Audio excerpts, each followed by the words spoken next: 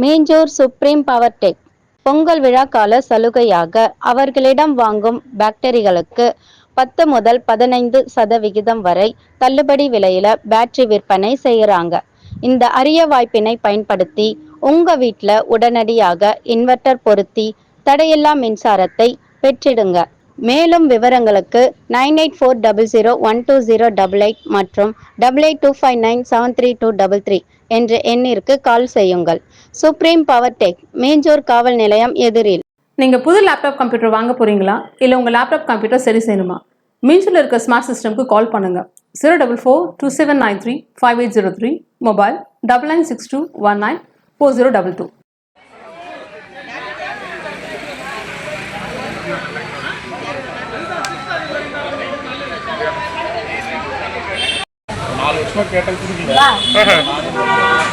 வாங்கிட்டீங்க.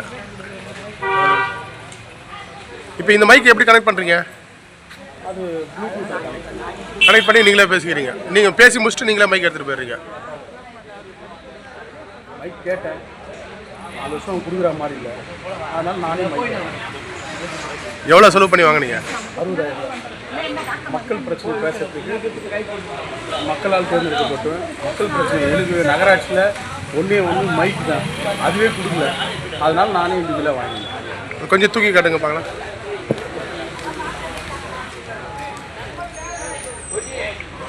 ₹60,000 கொடுத்து வாங்கிருக்கீங்க.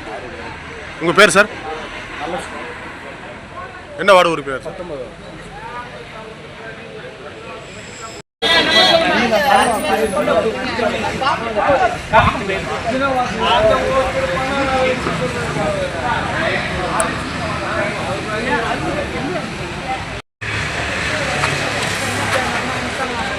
Mày được à?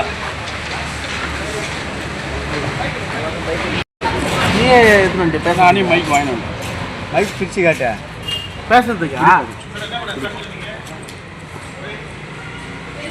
அவன் மைக் ஆஃப் பண்ணி அவன் வந்தா மைக்கே கொடுக்கலங்க.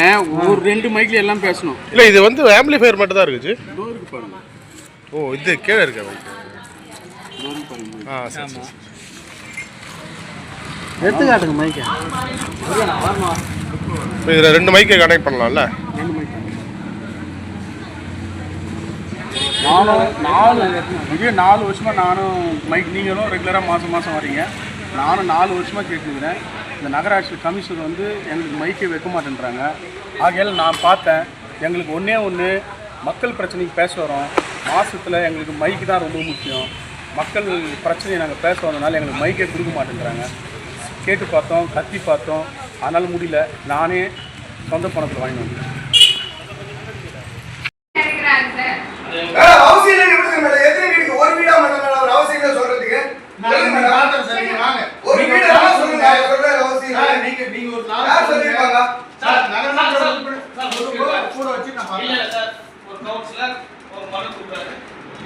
எல்லாம் உங்கள மாதிரி படிச்சு எக்ஸ்பீரியன்ஸ் நாங்க யாரும் இல்ல.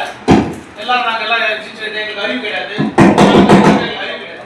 நான் ஒரு மனு எடுத்து கொடுக்குறேன்.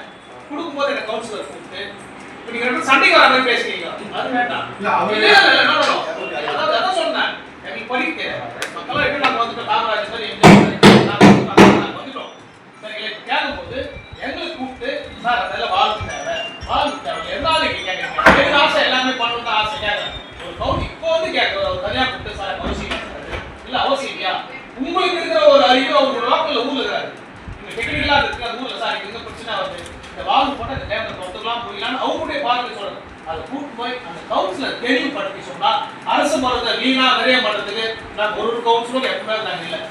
ஆசை இதெல்லாம் வேணும் கேட்கறேன் சார். அவசியம் கையெழுத்தும் போட்டி, மியூசிக்கல் சேர், உரியடிக்கும் போட்டின்னு போட்டிருக்கீங்க. இதுல எதை நடத்துனீங்க? மியூசிக்கல் சேர் நடத்தல, கையெழுத்தும் போட்டி நடத்தல, 3 பேர் 11 நடத்தல, 3 பேர் நடத்தல.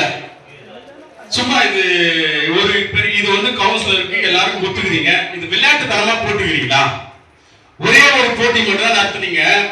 என் தங்கை வேஸ்டார்படியில கபடி போட்டி நடந்ததுல எப்படி வெற்றி பெற்றாரோ அதே போல் என் தங்கை 26 வார்டு கவிதா விஜய் அவர்கள் உரியடிக்கும் போட்டியிலே முதல் பரிசை தட்டி தந்தார். அதுல சேர்மன் வந்தனால கமிஷனர் வந்தா முயற்சி வெற்றி பெற்றாங்க. அவங்க என்ன பரிசு கொடுத்தீங்க சொல்லுங்க மேடம் ப்ளீஸ். ஏன்னா கமிஷனர் தான் எல்லாம் முடிவு பண்றீங்க, சேர்மன் கிட்ட அப்புறம் முடிவீங்க, துணைத் தலைவர் இது நீங்க முடிவு பண்றீங்க. ஏன்னா தலைவர் துணைத் தலைவர் கைது எதனால நோட்டீஸ்ல போட்டு ஏன் நடத்தல, ஏன் பிரைஸ் தரல? சுருக்கமா பேசிடலாம், டைம் இல்ல. சொல்லுங்க.